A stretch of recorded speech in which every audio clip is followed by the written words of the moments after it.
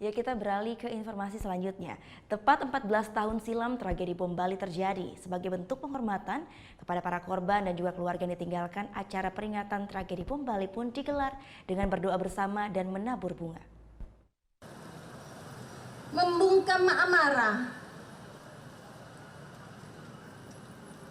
Damai itu indah, sahabat. Lantunan indah suara pembaca puisi semakin membuat hikmat peringatan tragedi bom Bali yang digelar tepat di depan Monumen Bom Bali Ground Zero. Memperingati 14 tahun tragedi bom Bali, acara ini dihadiri Gubernur Bali, Sekda Kabupaten Badung, perwakilan konjen Australia, serta anggota Yayasan Isyana Dewata sebagai penyelenggara. Yayasan Isyana Dewata sendiri merupakan yayasan yang didirikan oleh janda korban tragedi bom Bali. Pada peringatan yang ke-14 ini, sebagai simbol peluncuran buku berjudul Janda-Janda Korban Terorisme di Bali pun diserahkan kepada Gubernur.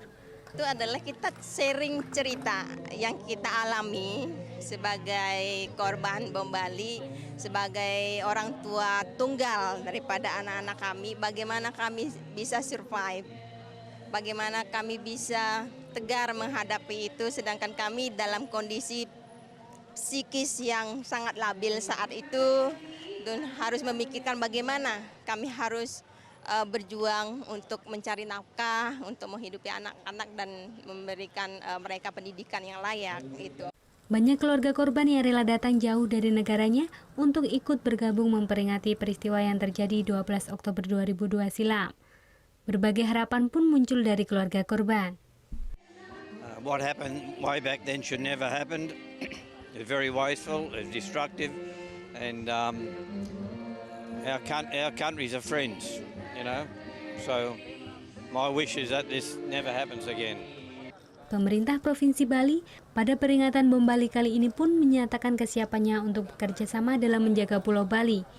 Kesiapsiagaan kerjasama dari berbagai kalangan menjadi hal penting dalam mengamankan Pulau Bali dari ancaman terorisme. Oh iya, saya kira sejauh ini kita terutama kepolisian ya, Republik Indonesia bekerja sama dengan berbagai unsur baik dalam maupun luar negeri sudah berkali-kali dapat menggagalkan upaya-upaya yang untuk melakukan serangan kembali.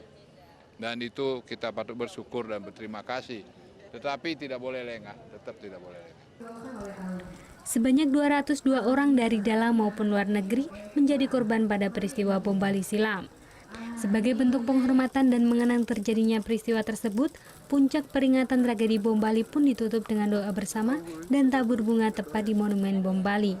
Vera Zenvia, Dewa Priyana melaporkan untuk NET. Kita foto bersama di depan Ground Zero. Thank you. Udah selesai nonton beritanya? Jangan pergi dulu dong. Subscribe dulu dan nonton tayangan lainnya di sini. Subscribe, nonton lagi.